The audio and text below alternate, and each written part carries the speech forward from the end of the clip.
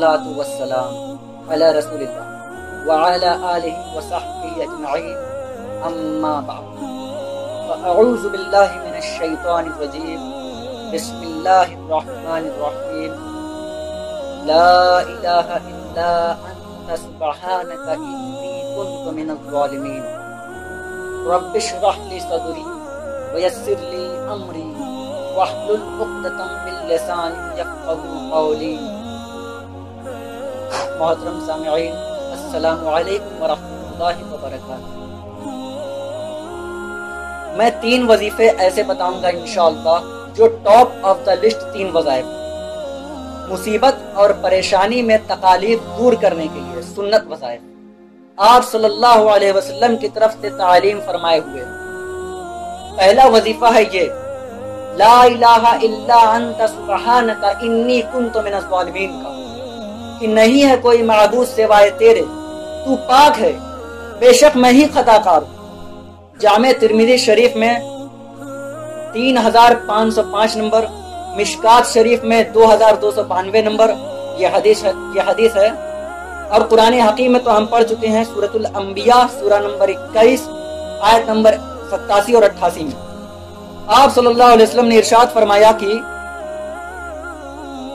ज़ुन्नून यूनुस अलैहिस्सलाम की दुआ जो उन्होंने मछली के पेट में रहने के दौरान की थी वो ये थी, ला इलाहा इल्ला अंता सुब्हानका इन्नी कुन्तु मिनज़ ज़ालिमीन, तेरे सिवा कोई माबूद बरहक नहीं, तू पाक है, मैं ही खताकार हूँ। अल्लाह के रसूल सल्लल्लाहु अलैहि वसल्लम आगे फरमाते हैं, क्योंकि ये ऐसी दुआ है कि जब भी कोई मुसलमान शख्स इसे पढ़कर दुआ करेगा तो अल्लाह ताला उसकी दुआ को जरूर कबूल फरमाए।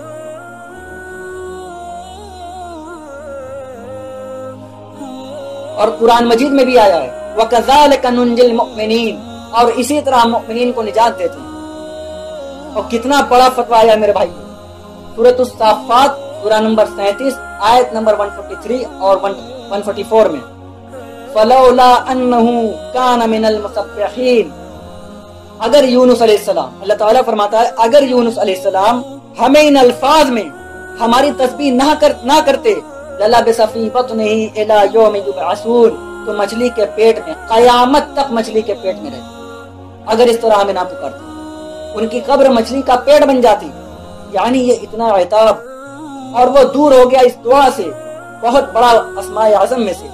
तो ये बेहतरीन दुआ, बेहतरीन वजीफा, अस्माए आज़म में से बेहतरीन चीज और सबसे बढ़कर बेहतरीन इस्तिग़फ़ार, अल्लाह से तौबा मांगने का बेहतरीन जरिया। आप देखें कि अल्लाह ताला की क्वालिटी को, अल्लाह ताला की सिफत को किस तरीके से यूनुस अलैहिस्सलाम ने अपने लिए जरिया बनाया निजात का।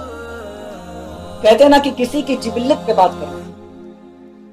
सैयदना यूनुस अलैहिस्सलातु वस्सलाम ने अल्लाह तबारक व तआला की एक खास सिफत थी, एक खास क्वालिटी थी जिसके साथ उन्होंने अल्लाह से दुआ की। वो क्या? बड़ी इंटेलेक्चुअल दुआ है, ला इलाहा इल्ला अंता सुब्हानका इन्नी कुन्तु मिनज़ ज़ालिमीन। ऐ अल्लाह, तेरे सिवा कोई माबूद नहीं है, यानी तौहीद को पहले नंबर पर लेकर आए। फिर सुब्हानका, ऐ अल्लाह तू तो पाक है, तू तो गलती कर ही नहीं सकता क्योंकि तू तो पाक है। इन्नी कुन्तु मिनज़ ज़ालिमीन, मैं तो इंसान हूं और इंसान से तो गलती होगी। अब जब अल्लाह ताला को आप इस तरीके से कहेंगे कि तू तो गलतियों से पाक है अल्लाह, मैं तो इंसान हूं, मुझसे तो गलती होगी, तो अल्लाह ताला जरूर दुआ कबूल फरमाएगा। क्या जबरदस्त अंदाज है अल्लाह पुकारने का, इसमें फिर निजात ही मिलेगी ना। अल्लाह ताला की वो क्वालिटी, वो सिफत उन्होंने जिक्र की है कि या अल्लाह, मैं तो बंदा हूं, मैं तो गलती कर बैठूंगा, तुझसे तो गलती हो ही नहीं सकती, तू तो पाक है, गलती तो मुझसे ही होगी, तुझसे तो हो ही नहीं सकती। जब मैं कर बैठा हूं तो अल्लाह मुझे माफ कर दे। बेहतरीन दुआ है वल्लाह, बेहतरीन इस्तिग़फ़ार है। और सही बुखारी और सही मुस्लिम की मुत्तफ़क़ुन अलैह हदीस है कि जब आप तशहुद में बैठो तो दुरूद शरीफ के बाद अपने रब से जो चाहो मांगो। इसमें यह दुआ भी आप अपने ऊपर लाजिम करें। ये अस्माए आज़म में से अपनी दुआओं में इस दुआ को करें। दुआ की कबूलियत के लिए ये आप समझें अल्लाह ताला की तरफ से बेहतरीन वजीफा, ला इलाहा इल्ला अंता सुब्हानका इन्नी कुन्तु मिनज़ ज़ालिमीन। दूसरा वजीफा वो भी जामे तिर्मिज़ी शरीफ में 3524 نمبر حدیث ہے، لیکن ترمذی شریف کا جو طریق ہے وہ ضعیف ہے، اس کی سند کمزور ہے۔ یہ میں پہلے بتا دوں کہ امام ترمذی رحمۃ اللہ علیہ نے ساتھ لکھا ہے کہ یہ روایت کمزور ہے، لیکن ضروری نہیں ہوتا کہ جو روایت اگر ترمذی میں کمزور ہے تو کہیں اور وہ روایت صحیح سند سے نہ ہو۔ اس کی صحیح سند المستدرک للحاکم میں 1862 نمبر پر موجود ہے، اور سنن نسائی الکبریٰ میں 10,492 نمبر پر موجود ہے، اور مشکات میں بھی یہ حدیث ہے 2,454 نمبر پر انٹرنیشنل نمبرنگ کے مطابق۔ تو صحیح سند المستدرک للحاکم اور سنن نسائی الکبریٰ کے اندر موجود ہے، اور وہ وظیفہ ہے حضرت انس ابن مالک اور سعد ابن ابی وقاص رضی اللہ تعالی عنہما کہتے ہیں کہ آپ صلی اللہ علیہ وسلم کو جب کبھی کوئی تکلیف یا پریشانی پہنچتی تو آپ صلی اللہ علیہ وآلہ وسلم ہمیشہ ان الفاظ میں اپنے رب کو پکارا کرتے ہیں، یا حی یا قیوم برحمتک استغیث، اے خود سے زندہ ہر چیز کو تھامنے والے، میں تیری رحمت کے ساتھ تیری مدد کا سوال کرتا ہوں۔ استغیث بولیں گے اگر الف کے ساتھ یا حمزہ کے ساتھ تو یہ سنگولر کا صیغہ ہوگا، واحد کا صیغہ ہوگا، اور اگر ہم بولیں گے نستغیث نون کے ساتھ تو یہ جمع کا صیغہ ہوگا، تو یہ جمع کا صیغہ بن جائے گا۔ بہرحال کتنی بہترین دعا ہے، اے خود سے زندہ ہر چیز کو تھامنے والے، میں تیری رحمت کے ساتھ تیری مدد کا سوال کرتا ہوں۔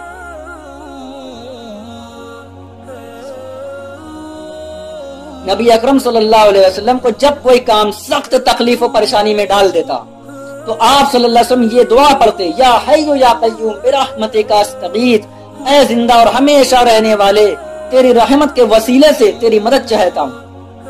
تو یہ بھی اسماء اعظم میں سے ہے۔ بہرحال یہ دوسرا وظیفہ ہو گیا۔ اب تیسرا وظیفہ جو ہے کمال وظیفہ ہے، صحیح بخاری میں موجود ہے۔ صحیح بخاری شریف میں 4563 نمبر ابن عباس رضی اللہ عنہما کہتے ہیں، وہ کہتے ہیں کہ سیدنا ابراہیم علیہ السلام کو جب آگ میں ڈالا گیا تو ابراہیم علیہ السلام نے اس وقت کہا تھا، حسبنا اللہ ونعم الوکیل، ہم نے اللہ ہی پر بھروسہ کیا اور وہی بہترین کارساز ہے، ہمارے لیے اللہ ہی کافی ہے اور وہی بہترین کام بنانے والا ہے۔ اور ابن عباس رضی اللہ تعالیٰ عنہما کہتے ہیں کہ اور تمہارے نبی صلی اللہ علیہ وسلم کو بھی جب مصیبت اور پریشانی آتی تھی وہ بھی پڑھا کرتے تھے، حسبنا اللہ ونعم الوکیل، ہم نے اللہ ہی پر بھروسہ کیا، ہمیں اللہ ہی کافی ہے اور وہی بہترین کارساز ہے، وہی بہترین کام بنانے والا ہے۔ کلمہ حسبنا اللہ ونعم الوکیل ابراہیم علیہ السلام نے کہا تھا اس وقت جب ان کو آگ میں ڈالا گیا تھا، اور یہی کلمہ محمد صلی اللہ علیہ وسلم نے اس وقت کہا تھا جب لوگوں نے مسلمانوں کو ڈرانے کے لیے کہا تھا، لوگوں یعنی قریش نے تمہارے خلاف بڑا سامان جنگ اکٹھا کر رکھا ہے، ان سے ڈرو، لیکن اس بات نے مسلمانوں کا جوش، صحابہ کا جوش ایمان اور بڑھا دیا، اور یہ مسلمان بولے کہ ہمارے لیے اللہ کافی ہے اور وہی بہترین کام بنانے والا ہے۔ یہ حدیث صحیح بخاری شریف میں 4563 نمبر پر ہے۔ اور یہ جو عبداللہ ابن عباس رضی اللہ تعالی عنہما نے کہا کہ نبی صلی اللہ علیہ وسلم بھی یہ کہتے تھے، اس کا ذکر الحمدللہ قرآن میں بھی موجود ہے، اس سے بھی بڑھ کر سورہ آل عمران سورہ نمبر 3 آیت نمبر 173 میں کہ جب نبی صلی اللہ علیہ وسلم اور اہل ایمان کو یہ خبر پہنچی کہ کافر ان کے خلاف سازشیں کر رہے ہیں تو نبی صلی اللہ علیہ وسلم اور اہل ایمان نے پکارا، حسبنا اللہ ونعم الوکیل۔ تو حسبنا اللہ ونعم الوکیل قرآن کی آیت بھی، اور یہ ہے وہ وظیفہ جو قرآن مجید میں آیا ہوا۔ سورہ آل عمران آیت نمبر 173 اور صحیح بخاری شریف 4563 اور صحیح بخاری شریف 4564 نمبر میں بھی ہے۔ اس میں یہ ہے کہ جب ابراہیم علیہ السلام کو آگ میں ڈالا گیا تو آخری کلمہ جو آپ کی زبان مبارک سے نکلا حسبی اللہ ونعم الوکیل تھا، یعنی واحد کے صیغے کے ساتھ، یعنی میری مدد کے لیے اللہ کافی ہے اور وہی بہترین کام بنانے والا ہے۔ اچھا، یہ جتنے بھی وظیفے ہیں میرے بھائیو، ان کا فائدہ اسی وقت ہے جب آپ کو ان کا ترجمہ بھی آتا ہوگا، تاکہ آپ کو پتا ہو کہ آپ اپنے رب سے کیا کہہ رہے ہیں۔ جب آپ ان وظائف کو پڑھیں تو ایک دفعہ اپنی زبان میں اس کو ریپیٹ بھی کریں۔ آپ اس طرح پڑھیں، حسبنا اللہ ونعم الوکیل، میں نے اللہ ہی پر بھروسہ کیا اور وہی بہترین کارساز ہے، اپنی زبان کا اثر ہوتا ہے۔ اس لیے آپ جو بھی وظیفے پڑھیں، ایک دفعہ ان وظیفوں کو جب آپ الگ سے دعا مانگ رہے ہوں تو اس وقت آپ اس کو اپنی زبان میں بھی دہرائیں، اور آپ چلتے پھرتے اٹھتے بیٹھتے ہر وقت جس حالت میں بھی آپ ان وظائف کو پڑھ سکتے ہیں۔ اور صحیح مسلم میں حدیث ہے کہ جو وظائف ہیں ان کے لیے تو کوئی وضو بھی کیا، غسل بھی پروٹوکول نہیں ہے۔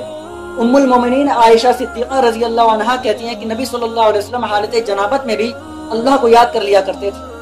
صحیح مسلم میں یہ حدیث موجود ہے، جنابت والے چیپٹر میں، ہر حال میں اللہ کو یاد کرتے تھے۔ اور جو قرآن میں بھی دعائیں ہیں یا اذکار آئے ہیں، جب آپ حالت جنابت میں بھی اس کو کریں گے تو اس پر قرآن کا حکم نہیں لگے گا۔ تو جو جامع ترمذی اور ابو داؤد شریف میں جو حدیث ہے کہ حضرت علی رضی اللہ عنہ کہتے ہیں کہ نبی صلی اللہ علیہ وسلم کو حالت جنابت کے علاوہ کوئی اور حالت قرآن پڑھنے سے معنی نہیں ہوتی تھی، تو اس سے مراد قرآن کی تلاوت۔ اگر قرآن کی دعائیں جو ہیں جیسے بسم اللہ الرحمن الرحیم، یہ بھی تو قرآن ہے، سبحان اللہ بھی تو قرآن ہے، الحمدللہ بھی، یہ اذکار جو ہیں جب آپ اذکار کی نیت سے پڑھ رہے ہوں گے تو پھر یہ قرآن نہیں شمار ہوں گے بلکہ ذکر شمار ہوں گے، اور اس کے لیے نہ وضو پروٹوکول ہے اور نہ غسل کا ہونا ضروری ہے، ہر حال میں اللہ کو یاد کریں۔ اللہ تعالیٰ سے دعا ہے کہ اللہ تعالیٰ ہم تمام مسلمانوں کو ان وظائف کو پڑھنے کی توفیق عطا فرمائے۔ سبحانک اللہم و بحمدک، اشہد ان لا الہ الا انت، استغفرک و اتوب الیک، وما علینا الا البلاغ المبین، وآخر دعوانا ان الحمد للہ رب العالمین۔